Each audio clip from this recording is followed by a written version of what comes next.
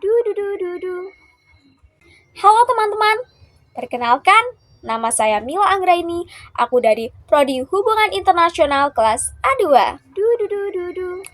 Di sini saya akan membahas tentang isu yang lumayan kontroversial, yaitu tentang rancangan undang-undang yang sudah dibahas lama dari Maret 2024 sampai dengan 2025. Agak cukup panjang ya pembahasannya. Nah, di sana itu tentang larangan jurnalisme investigasi. Aku nggak tahu kalian sadar atau enggak, tapi belakangan ini tuh kita sering dengar nggak sih bahwa ada berita soal pembatasan. Nah, pembatasan apa sih? Nah, di dalamnya itu lebih mengenai pembatasan suara ya, bukan soal pembatasan akses. Jadi, ini lebih membahas tentang rancangan undang-undang penyiaran baru. Nah, itu bisa menjadi sinyal yang kuat bahwa demokrasi di Indonesia itu lagi nggak baik-baik aja. Nah, yang dikhawatirkan itu bukan soal rancangan undang-undangannya, tapi lebih ke arah mana bangsa ini kalau suara rakyat itu semakin lama semakin dibungkam. Nah, dalam pembahasan singkatnya, apa sih sebenarnya isi dari RUU penyiaran ini? Nah, salah satu poin yang penting adalah paling kontroversialnya ini adalah larangan penayangan jurnalisme investigasi. Yang belum familiar nih ya, jurnalisme investigasi itu adalah sebuah peliputan mendalam mengenai pengungkapan kasus korupsi, kasus pelanggaran HAM, maupun penyalahgunaan kekuasaan bagi para pemerintah. Kalau misalnya dilarang nih, maka ini akan menimbulkan pertanyaan, siapa yang bisa mengontrol kekuasaan kalau misalnya apa-apa dilarang? Siapa sih yang berani buka suara pas ada kegiatan atau aktivitas yang gak beres? Ini tuh bukan soal media ya, tapi lebih ke hak kita sebagai warga negara yang tahu kebenaran. Negara kita kan negara demokrasi yang harusnya menuntut adanya kebebasan berpendapat. Tapi kalau pendapat semakin lama semakin dibuka, jadi bagaimana arah demokrasi kita ke depannya? Nah, nggak cuma itu ya teman-teman. Ada satu pilar demokrasi kita yaitu adanya check and balance, yaitu artinya seimbang. Alias kekuasaan itu nggak boleh yang namanya absolut, jadi rakyat ikut andil dalam keputusan apapun yang dibuat oleh negara Indonesia.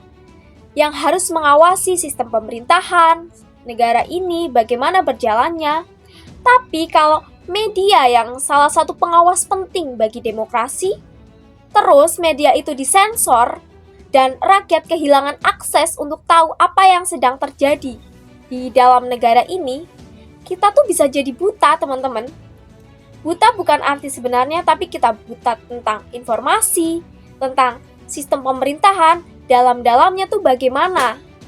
Nah, dibentuk oleh narasi tunggal yang akhirnya diatur oleh segelintir pihak. Nah, ini bukan soal undang-undang, tapi ini soal siapa yang pegang kendali atas pikiran publik. Banyak lembaga internasional sudah menilai bahwa demokrasi di Indonesia itu semakin hari semakin menurun. Dalam seperti indeks kebebasan pers yang dari Reporter Without Borders itu turun, kualitas demokrasi menurut The Economist turun juga.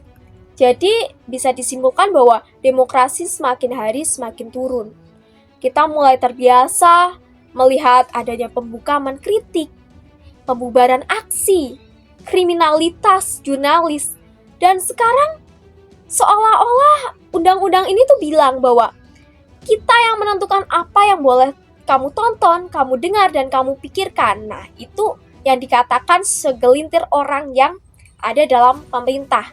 Berarti semuanya itu bukan termasuk demokrasi jadinya kan? Kalau rakyat itu terbatas dalam sistem akses yang katanya rakyat adalah salah satu elemen penting dalam demokrasi yang mengatur isi dari suatu negara. Lalu ini gimana sih?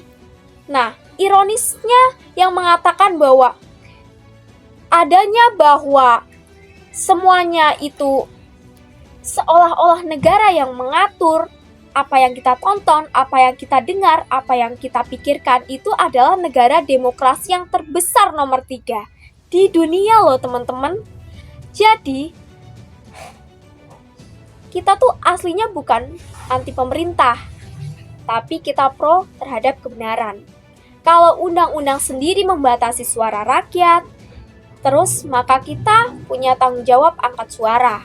Jadi demokrasi itu sebenarnya bukan soal pemilu 5 tahun sekali, tapi soal kita nggak takut bersuara tentang kebenaran. Bahwa kebebasan pers itu sudah diatur dalam undang-undang, yang adanya kebebasan berpendapat. Tapi kalau makin hari makin dibungkam, itu apakah demokrasi yang selanjutnya itu ke arah mana? Jadi harapan kedepannya demokrasi di Indonesia semakin baik dan bisa selaras dengan prinsip demokrasi yang telah ditentukan. Demokrasi yang benar-benar membuat semua elemen dalam negara menjadi sama-sama mengatur negara bersama-sama dan menjadikan negara menjadi lebih baik ke depannya. Terima kasih semua sudah menonton. Bye.